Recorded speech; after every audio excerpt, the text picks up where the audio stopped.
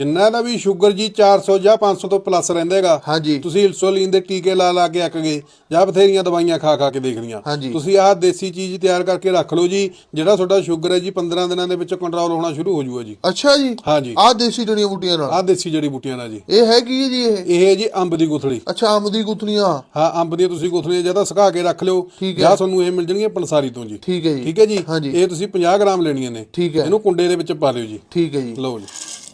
ਉਦੋਂ ਅਗਲੀ ਚੀਜ਼ ਚਾਹੀਦੀ ਹੈ ਤੁਹਾਨੂੰ ਜੀ ਜਾਮਣ ਦੀਆਂ ਹੜਕਾਂ ਜੀ। ਅੱਛਾ ਜੀ ਜਾਮਣ ਦੀਆਂ ਹੜਕਾਂ ਹਾਂ ਇਹ ਜਾਂ ਤੁਸੀਂ ਘਰੇ ਸੁਕਾ ਲਿਓ ਠੀਕ ਹੈ। ਜਾਂ ਇਹ ਵੀ ਪੰਸਾਰੀ ਤੋਂ ਲੈ ਲਿਓ ਜੀ। ਠੀਕ ਹੈ ਜੀ ਠੀਕ ਹੈ ਜੀ ਹਾਂਜੀ ਇਹ ਵੀ ਤੁਸੀਂ 50 ਗ੍ਰਾਮ ਲੈਣੀਆਂ ਨੇ ਜੀ। ਠੀਕ ਹੈ ਜੀ ਇਹਨਾਂ ਨੂੰ ਵੀ ਕੁੰਡੇ ਦੇ ਵਿੱਚ ਪਾ ਲਿਓ ਜੀ। ਫਿਰ ਤੁਹਾਨੂੰ ਚਾਹੀਦੇ ਨੇ ਜੀ ਸੁੱਕੇ ਕੌੜ ਤੂੰਬੇ। ਅੱਛਾ ਜੀ ਕੌੜ ਤੂੰਬੇ ਜੇ ਤਾਂ ਜੇਕਰ ਇਹ ਲੱਗ ਰਹੇ ਨੇ ਕਿਤੇ ਟਿੱਬੇ ਤੇ ਹੈਗੇ ਨੇ ਇਹਨਾਂ ਨੂੰ ਕੱਟ ਕੇ ਜੀ ਸੁਕਾ ਲਓ ਜਾਂ ਤੁਹਾਨੂੰ ਇਹ ਵੀ ਪੰਸਾਰੀਆਂ ਤੋਂ ਮਿਲ ਜਾਣਗੇ। ਠੀਕ ਹੈ ਜੀ ਇਹ ਵੀ ਕੌੜ ਤੂੰਬੇ ਵੀ ਤੁਸੀਂ 50 ਗ੍ਰਾਮ ਲੈਣੇ ਨੇ ਜੀ। ਠੀਕ ਹੈ ਜੀ ਠੀਕ ਹੈ ਜੀ ਹਾਂਜੀ ਇਹਨੂੰ ਵੀ ਸਮਾਨ ਦੇ ਵਿੱਚ ਹੀ ਪਾ ਲਿਓ। ਉਦੋਂ ਬਾਅਦ ਜੀ ਤੁਹਾਨੂੰ ਚਾਹੀਦੇ ਨੇ ਜੀ ਛੋਟੇ ਕਰੇਲੇ। ਠੀਕ ਹੈ ਇਹਨਾਂ ਦੇ ਵਿੱਚ ਬੀਜ ਹੁੰਦੇ ਨੇ ਪਹਾੜੀ ਕਰੇਲੇ ਕਹਿੰਦੇ ਪਹਾੜੀ ਕਰੇਲੇ ਕਹਿੰਦੇ ਨੇ ਇਹ ਵੀ ਤੁਹਾਨੂੰ ਪੰਸਾਰੀਆਂ ਤੋਂ ਮਿਲ ਜਾਣਗੇ ਜੀ। ਠੀਕ ਹੈ ਇਹ ਵੀ ਤੁਸੀਂ 50 ਗ੍ਰਾਮ ਲੈਣੇ ਨੇ ਜੀ। ਠੀਕ ਹੈ ਜੀ ਇਹਨਾਂ ਨੂੰ ਵੀ ਵਿੱਚ ਪਾ ਲਿਓ ਜੀ।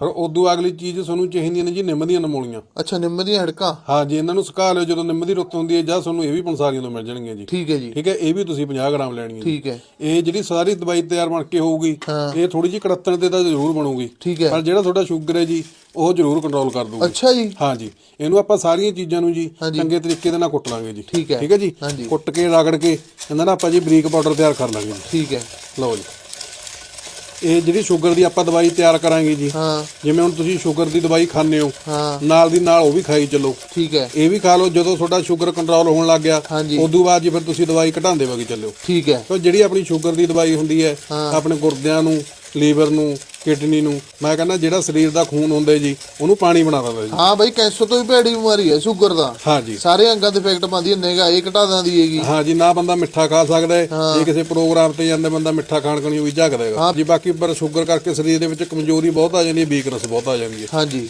ਲਓ ਜੀ ਆਪਾਂ ਇਹਦਾ ਪਾਊਡਰ ਤਿਆਰ ਕਰ ਲਾਂਗੇ। ਠੀਕ ਹੈ ਲਓ ਜੀ ਇਹਨੂੰ ਆਪਾਂ ਐਨ ਚੰਗੇ ਤਰੀਕੇ ਦੇ ਨਾਲ ਬਰੀਕ ਕਰ ਲਾਂਗੇ ਜੀ। ਠੀਕ ਹੈ ਜੀ ਜਦੋਂ ਇਹ ਬਰੀਕ ਹੋ ਗਏ ਜੀ ਹਾਂਜੀ ਉਦੋਂ ਬਾਅਦ ਜਿਹਨੂੰ ਤੁਸੀਂ ਕਿਸੇ ਕੰਚ ਦੇ ਡੱਬੇ ਦੇ ਵਿੱਚ ਸਟੋਰ ਕਰਕੇ ਰੱਖ ਲਓ ਜੀ। ਠੀਕ ਹੈ ਫਿਰ ਇਹ ਵਰਤਣਾ ਕਿਵੇਂ ਹੈ ਜੀ ਇਹ ਜੀ ਤੁਸੀਂ ਚਮਚੇ ਦਾ ਚੌਥਾ ਹਿੱਸਾ ਜੀ ਠੀਕ ਹੈ ਇੰਨਾ ਕੁ ਠੀਕ ਹੈ ਇਹਨਾਂ ਕੋਲ ਇਹ ਕੌੜਾ ਬਹੁਤ ਹੋ ਜਾਂਦਾ ਹੈ। ਹਾਂ ਉਹ ਸਾਰੀਆਂ ਚੀਜ਼ਾਂ ਆਪਣੀਆਂ ਨੇ ਜਿਹੜੀਆਂ ਪਾਈਆਂ ਨੇ ਉਹ ਕੜੱਤਣ ਦੇ ਹੁੰਦੀਆਂ ਨੇ। ਠੀਕ ਹੈ ਠੀਕ ਹੈ ਜੇ ਜ਼ਿਆਦਾ ਲਓਗੇ ਤਾਂ ਇਹ ਲੂਜ ਮੋਸ਼ਨ ਲਾ ਦੂਗਾ ਤੁਹਾਨੂੰ। ਠੀਕ ਹੈ ਤੇ ਇਹ ਤੁਸੀਂ ਚਮਚੇ ਦਾ ਚੌਥਾ ਹਿੱਸਾ ਲੈਣਾ ਸਵੇਰੇ ਖਾਲੀ ਪੇਟ ਗੁਣਗੁਣੇ ਪਾਣੀ ਨਾਲ ਇੱਕ ਟਾਈਮ ਲੈਣੇਗਾ ਇੱਕ ਟਾਈਮ ਲੈਣਾ ਜੀ। ਠੀਕ ਹੈ ਇਹ ਤੁਸੀਂ ਲਗਾਤਾਰ ਖਾਓ ਜਦੋਂ ਤੁਹਾਡਾ ਸ਼ੂਗਰ ਕੰਟਰੋਲ ਆਉਣਾ ਸ਼ੁਰੂ ਹੋ ਗਿਆ ਜੀ ਹਾਂਜੀ ਉਦੋਂ ਬਾਅਦ ਤੁਸੀਂ ਆਪਦੀ ਦਵਾਈ ਘਟਾਈ ਚੱਲਿਓ ਨਾਲ ਤੁਸੀਂ ਦਵਾਈ ਚਾਲੂ ਰੱਖਿਓ ਜੀ। ਠੀਕ ਇਹ ਸਵੇਰੇ ਤੁਸੀਂ ਖਾਲੀ ਪੇਟ ਖਾਣੇਗਾ। ਠੀਕ ਹੈ ਜੀ ਵੀਡੀਓ ਸ਼ੇਅਰ ਕਰ ਦਿਓ ਤਾਂ ਕਿ ਸਾਰਿਆਂ ਦੇ ਕੰਮ ਆ ਜੀ।